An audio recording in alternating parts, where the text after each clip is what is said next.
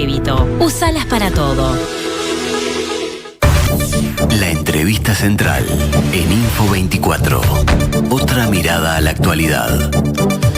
Correteando el minutero, seguimos para compartir a propósito de un informe realizado por el Instituto Cuesta Duarte, recientemente bajo el título Los salarios sumergidos en 2023, 100.000, 25.000 pesistas más que en 2019. Dice en el comienzo que mientras la economía ya superó los niveles prepandemia, algunos indicadores sociales como la pobreza y la desigualdad de ingresos muestran un deterioro justamente respecto a 2019. El mercado laboral uruguayo continúa mostrando una alta proporción de trabajadores con remuneraciones sumergidas, fenómeno que se agravó desde 2019.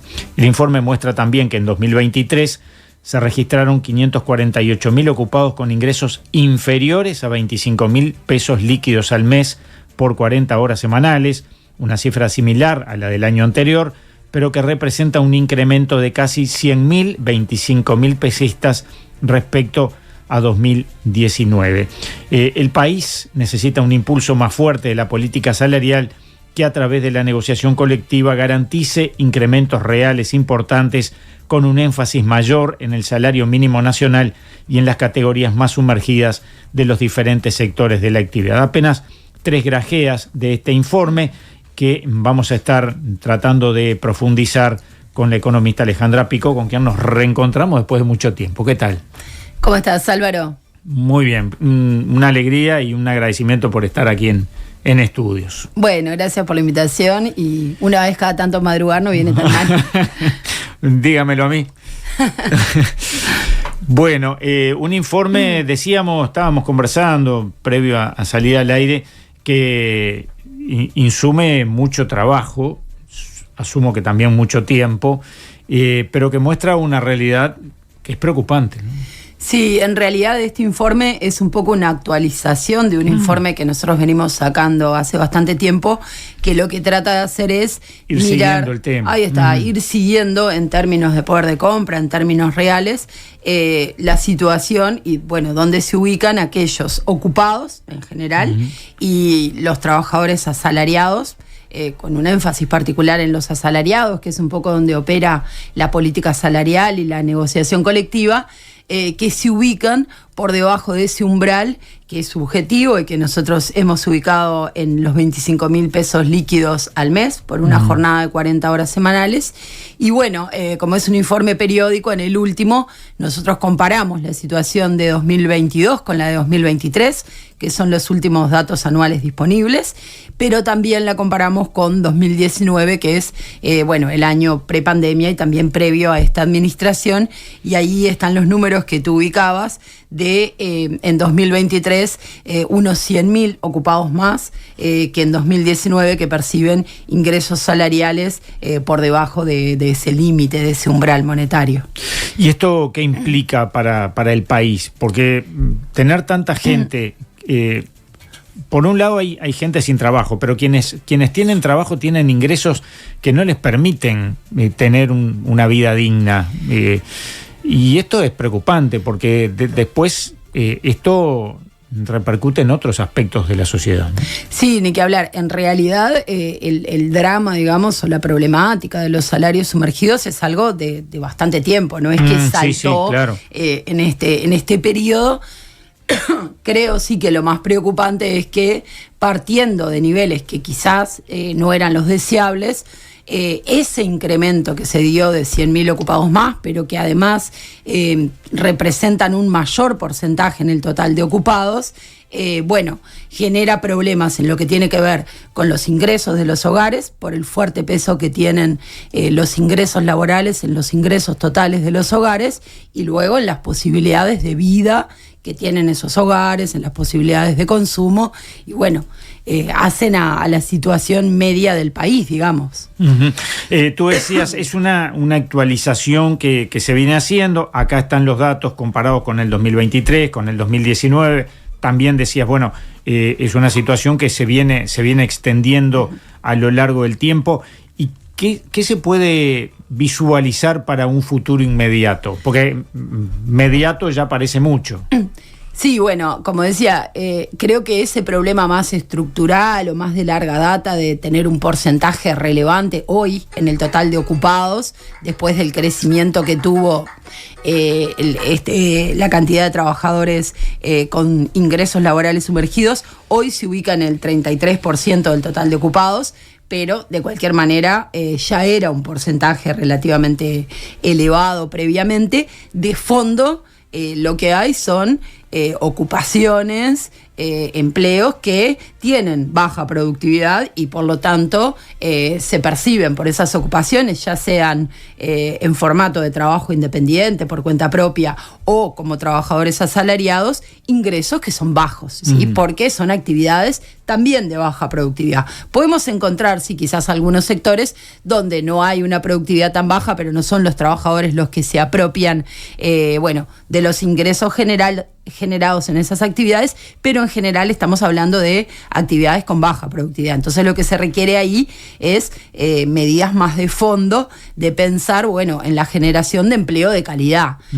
Quizás de lo que hablamos siempre, que parece un poco como un eslogan de ese cambio en la matriz productiva, pero verdaderamente apostar a empleos que generen más valor y que como contrapartida tengan un correlato de mayores ingresos. Eso en el mediano plazo, pero creo que esta situación, porque también la gente no puede esperar al mediano plazo, muchas veces es necesario tomar medidas de corto plazo. Y eso es lo que en este periodo claramente no se han tomado. Sí se habían tomado en momentos previos y eso había provocado una baja importante en la cantidad de trabajadores con ingresos laborales sumergidos, como es una política más agresiva de salario mínimo nacional, que prácticamente no creció en este periodo en términos de poder de compra, o de apostar a incrementos más fuertes en los salarios más bajos en el marco de la negociación colectiva, porque allí se fijan únicamente salarios en el sector formal, pero esos salarios también terminan arrastrando a los ingresos tanto del sector informal de manera relativa como en el caso de los no asalariados. Entonces es bien relevante lo que sucede en el marco de la negociación colectiva y la fijación de salarios que se da ahí.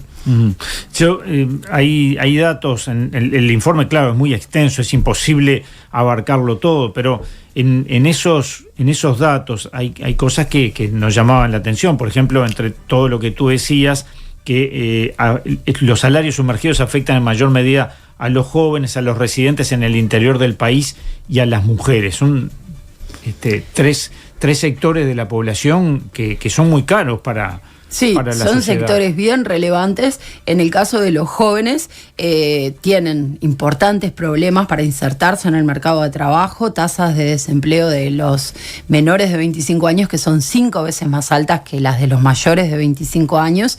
Es un problema bien relevante porque, marca un poco la perspectiva que después tienen los jóvenes como país, ¿sí? Las dificultades para insertarse en el mercado de trabajo también muchas veces los lleva a después tener unas malas inserciones en empleos de baja calidad, de bajas remuneraciones, y eso termina marcando toda su trayectoria laboral futura. En el caso de las mujeres, también hay un sesgo negativo hacia las mujeres en el mercado de trabajo, también tenemos mayores tasas de desempleo, mayores tasas de informalidad, menores ingresos.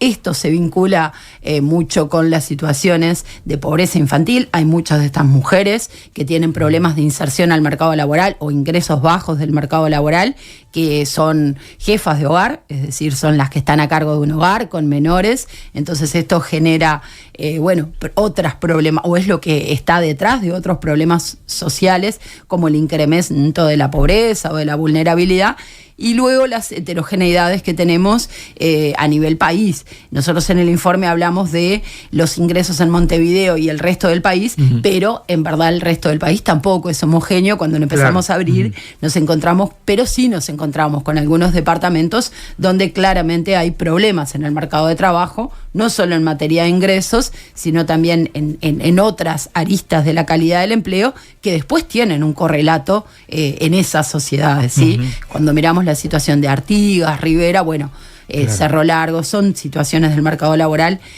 problemáticas, donde los distintos problemas de empleo se van entrelazando y que requieren políticas específicas, locales, y atender esas situaciones particulares. También se dice allí, luego de eso que compartíamos, que estos datos se presentan con mayor intensidad entre los trabajadores privados y entre quienes no cotizan a la seguridad social. Los sectores de actividad más afectados son el rural, 50%, restaurantes y hoteles, 49%, comercio, 48% y servicio doméstico, 42%. Lo traigo porque además, tú mencionabas el caso de Artigas, de Rivera, de Cerro Largo. Los otros días hablábamos con un dirigente del PIT-CNT de Paysandú, Carlos Vico, y nosotros decíamos, a veces uno también repite consignas, ¿no? Es decir, bueno, sí, el problema que generó en el litoral, la situación de Argentina, y Vico nos decía, sí, está bien, generó un problema la frontera, pero el problema más grande está en la no generación de trabajo dentro de nuestro territorio. No hay que solo mirar lo que pasa del otro lado, que sí, bueno, afecta, no, nadie lo va a negar, pero la no generación de empleo o la generación de esos empleos que son transitorios, con un salario muy bajo y que son a término, ¿no? Sí, ahí hay un vínculo muy claro entre el no registro a la seguridad social y los ingresos laborales bajos, entre los trabajadores ocupados y asalariados no registrados a la seguridad social. El porcentaje de trabajadores con ingresos bajos es mucho más alto. Y como tú decías, la situación del litoral quizás agravó en algunos departamentos, o la diferencia cambiaria que teníamos con Argentina afectó a algunos sectores que quizás previamente no se habían visto afectados por esto, pero estamos hablando de situaciones más estructurales. Y bueno, justamente el agro, el servicio doméstico, sectores que tienen una importante prevalencia en el interior, son sectores donde prácticamente 1 de cada 2 ocupados, bueno, percibe ingresos por debajo de los 25.000 pesos líquidos. Uh-huh. Y eso amerita políticas más de fondo, más allá de que luego pueda haber algunas cuestiones coyunturales que hayan agravado esta situación. Claro, sin embargo hay productores a los que les ha ido muy bien, ¿no? Es decir, cuando hablamos del ámbito rural, también allí debe haber muchas diferencias, ¿no? Sí, en el caso del ámbito rural, bueno, esos sectores que tú mencionabas, donde hay un porcentaje importante de trabajadores con ingresos laborales sumergidos, cuando nosotros vamos mirando en los distintos informes que hacemos año tras año, se repiten los mismos sectores. En el caso del agro y del servicio doméstico, son sectores que históricamente son de remuneraciones bajas, independientemente, en el caso del agro, que podemos más asimilar a cómo le va al sector, independientemente de cómo le esté yendo al sector. Es cierto que muchas veces son salidas importantes en el interior del país, donde no hay otros emprendimientos, también para trabajadores que quizás no tengan otras calificaciones para insertarse en otros sectores, pero verdaderamente es un sector que no parece ir de la mano como lo vemos y los ingresos que genera el país, o la riqueza que genera, y luego eso cómo se derrama o traslada específicamente en los trabajadores vinculados al sector. Y ha sido históricamente un sector de ingresos bajos y también de peores condiciones laborales, ¿sí? En lo que tiene que ver con jornadas más extensas, bueno. Las 8 horas se discutieron hace poco, pero todavía en las discusiones más puntuales se está discutiendo qué sucede en caso de las alertas meteorológicas. Claro. Sí, es un sector más sacrificado, todos lo podemos ver, y con peores condiciones de trabajo, y ahí sí me parece que, bueno, además de los ingresos laborales, todo lo que hace al trabajo, la inestabilidad, las zafras, ¿sí? Bueno, son cuestiones que me parece que sí, hay que atender de manera más rápida con políticas específicas para el sector en materia regulatoria, y bueno, y bajarlo eso en el marco de la negociación colectiva. Y algo similar sucede en el caso del servicio doméstico, que termina siendo una salida para muchas mujeres en el interior que, bueno, no han tenido la calificación suficiente o trayectorias laborales previas continuas, y terminan insertándose en sectores que, bueno, después tienen malas condiciones de empleo y también ingresos laborales bajos. Son dos sectores además donde hay mucha informalidad. Son dos sectores, sí, en particular el servicio doméstico, aproximadamente solo 1 de cada 2 trabajadoras, son en su mayor parte mujeres, están registradas a la Seguridad Social, y vale decir además que son sectores relevantes en el mercado de trabajo de nuestro país. Ocupan un marginal. Ocupan un número importante de trabajadores. A veces tendemos a no mirarlos tanto, pero bueno, ocupan a un porcentaje importante de personas. Estas personas luego están en condiciones de empleo malas, con bajos ingresos laborales, y además en algunas regiones del país en particular terminan siendo prácticamente la única fuente de empleo que tienen las personas. Y todo esto que estamos hablando, porque no solo esto último que tú has referido, Alejandra, todo esto que se está analizando en esta puesta a punto, en este informe, ¿cómo impacta en la seguridad social toda? Digo, en las jubilaciones y pensiones, pero en la seguridad social toda, ¿no? Bueno, el no registro a la seguridad social obviamente ha sido uno de los factores que ha llevado a una caída en los ingresos de la seguridad social. Nosotros tenemos un porcentaje que es bajo en la comparación con otros países latinoamericanos, pero que todavía lo vemos como alto, de una tasa media de no registro superior al 20%. 1 de cada 5 ocupados no realiza aportes a la seguridad social. También tenemos que ver que hay algo que nos es más difícil de medir, pero que todos tenemos la sensación de que, bueno, todos sabemos que existe, pero tenemos la sensación que además puede también generar un efecto importante, que es el subregistro, aquellos trabajadores que están registrados por un monto y que efectivamente perciben otro. Sí. Todos esos montos en negro contribuyen a ese desfinanciamiento de la seguridad social del que hoy se habla, y en el cual fue como uno de los motores principales al momento de llevar adelante la reforma que se aprobó en esta administración. Ahora, eso es, como se dice habitualmente, un secreto a voces. Ameritaría que el Ministerio de Trabajo y el Banco de Previsión Social tuvieran un cuerpo inspectivo mejor, ¿no?